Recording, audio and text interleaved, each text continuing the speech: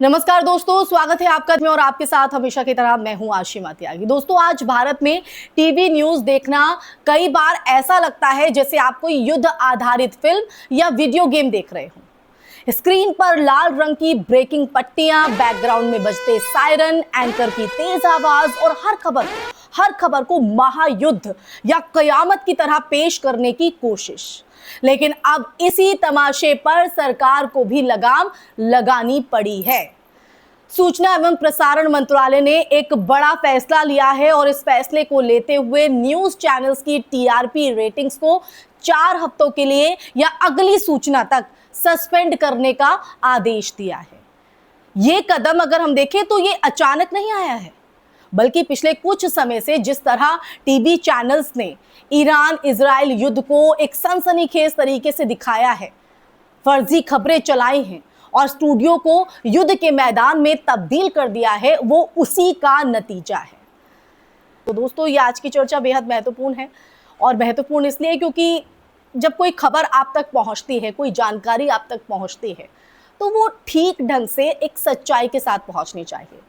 लेकिन जब वो काम ठीक से ना कर पाए तो ऐसे चैनल्स पर अब सख्त कदम उठाए गए। दरअसल पिछले कुछ सालों में भारतीय टीवी न्यूज का एक बड़ा संकट जो है वो सामने आया है। पत्रकारिता का स्थान मनोरंजन ने ले लिया है। न्यूज स्टूडियो अब बहस का मंच कम और ड्रामा का सेट ज्यादा लगने लगे हैं। युद्ध हो, चुनाव हो या कोई सामाजिक मुद्दा हो, हर चीज को आप देखिए, हर चीज को टीआरपी के चश्मे से देखा जाता है। ईरान इजराइल संघर्ष, इसकी जो कवरेज है, उस कवरेज में भी कई चैनल्स ने जिस तरह ग्राफिक्स, धमाकों की आवाज, सायरन का इस्तेमाल किया, उसने खबर और प्रचार के बीच की जो रेखा है ना, उसे करीब करीब मिटा ही दिया। और कई बार तो ऐसा लगा जैसे एंकर रिपोर्टिंग नहीं, बल्कि दर्शकों को युद्ध के रोमांच का अनुभव बेच रहे हैं। और इसी माहौल में पत्रकार सौमित्र रॉय ने एक एंकर की शिकायत दर्ज कराई, जिसमें आरोप लगाया गया कि चैनल युद्ध की खबरों को तथ्यों से ज्यादा नाटकीय के तरीके से जो है पेश कर रहे हैं, उसके साथ पेश कर रहे हैं। और शिकायत के बाद जो पूरा मामला है वो गंभीरता से लिया गया और टीआरपी रेटिंग्स को ही रोकने का जो फैसला है वो सामने आया, जिस अहम कदम का मैंने जिक्र किया है। ये कदम इसलिए भी अहम हो जाता है दोस्तों क्योंकि टीआरपी ही वही पैमाना है जिसके आधार पर चैनल्स की कमाई और विज्ञापन तय होते हैं। जब टीआरपी ही कुछ समय के लिए बंद हो जाए तो चैनल्स के सामने ये चुनौती खड़ी हो जाती है कि अब वो दर्शकों को आकर्षित करने के लिए किस रास्ते पर जाएंगे, तमाशा या पत्रकारिता। सरकार ने सिर्फ टीआरपी को सस्पेंड नहीं किया, बल्कि एक और प्रतीकात्मक कदम उठाया। न्यूज चैनल्स पर बजने वाले सायरन और युद्ध जैसे ग्राफिक्स पर भी जो है रोक लगाने की बात कही। दरअसल सायरन का जो इस्तेमाल है वो एक मनोवैज्ञानिक प्रभाव जो है वो पैदा करता है। दर्शक को ऐसा महसूस कराया जाता है या ऐसा फील कराया जाता है कि कोई बहुत बड़ी आपात स्थिति चल रही है, जिससे दर्शकों का इंटरेस्ट बने, जिससे वो चैनल से जुड़ा रहे। लेकिन जब ये तकनीक बार बार इस्तेमाल होती है तो ये सूचना नहीं बल्कि डर और उत्तेजना फैलाने का जरिया बन जाती है। और यही कारण भी है दोस्तों, यही कारण भी है कि जब अब चैनल्स को तथ्यों पर आधारित रिपोर्टिंग करने के निर्देश दिए गए हैं, मिलने भी चाहिए ये आदेश। ये भी अब समझना जरूरी हो गया है कि युद्ध की खबरों में सनसनी फैलाने का असर जो है वो सिर्फ टीवी स्क्रीन तक सीमित नहीं रहता है। इसका जो सीधा असर है ना, वो समाज की मानसिकता पर पड़ता है। और जब किसी खास समुदाय या पहचान को लगातार विलेन की तरह दिखाया जाता है तो धीरे धीरे जो समाज में अविश्वास और नफरत का जो माहौल है वो बनता है दोस्तों। और कई आलोचकों की अगर बात करें तो कई आलोचकों का ये आरोप है कि कुछ चैनल अंतरराष्ट्रीय संघर्षों को भी भारत के अंदर, जी हाँ, भारत के अंदर धार्मिक या सांप्रदायिक एंगल से पेश करने की कोशिश करते हैं, जिससे दर्शकों के मन में पूर्वाग्रह पैदा होते हैं। और यही वजह भी है कि मीडिया की भूमिका पर सवाल उठ रहे हैं कि क्या वो सूचना दे रहा है या भावनाओं को भड़का रहा है।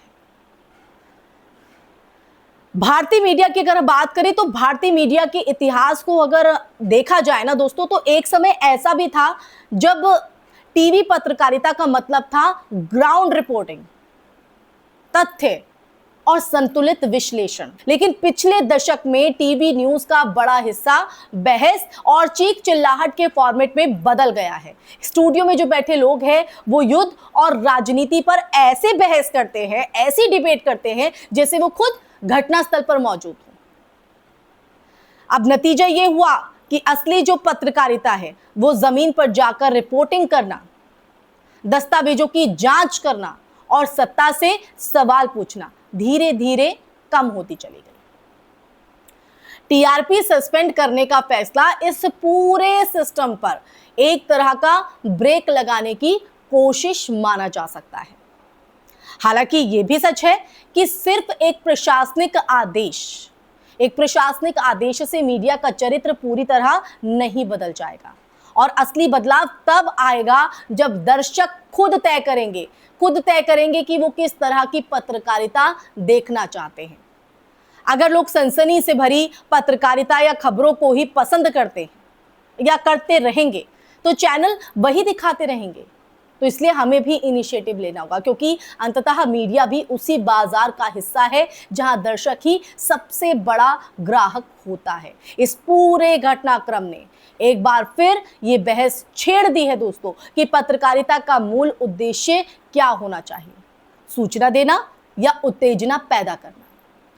जब न्यूज स्टूडियो युद्ध के वीडियो में गेम बदलने लगे, जब एंकर रिपोर्टर से ज्यादा अभिनेता लगने लगे और जब तथ्य ग्राफिक्स के शोर में दब जाए, तब ये सवाल और भी जरूरी हो जाता है।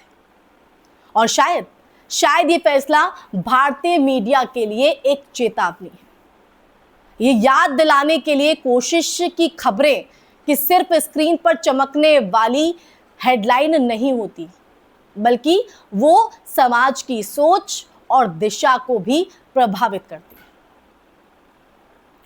तो अगर पत्रकारिता सच और जिम्मेदारी से दूर चली जाए तो उसका जो असर है वो सिर्फ मीडिया की विश्वसनीयता पर नहीं बल्कि लोकतंत्र की सेहत पर भी पड़ता है उसका प्रभाव।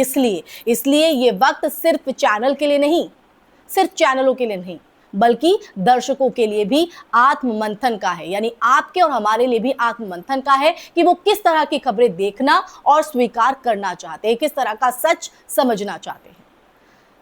तो दोस्तों, इसी के साथ इस चर्चा में फिलहाल के लिए बस इतना ही। आप सरकार के इस फैसले को किस तरह से देखते हैं और या टीवी चैनल्स की जिस तरह से प्रस्तुति है उस पर आपके क्या विचार है, आपकी क्या राय है, कमेंट सेक्शन में कमेंट करके जरूर बताइएगा। साथ ही वीडियो कैसी लगी वो भी बताइएगा दोस्तों। इस वीडियो को ज्यादा से ज्यादा शेयर कीजिएगा, हमारे चैनल सब्सक्राइब कीजिएगा। फिर हाजिर होंगी ऐसी सच का संवाद देकर, तब तक के लिए अपना ख्याल रखिए। जय हिंद, जय भारत, नमस्कार।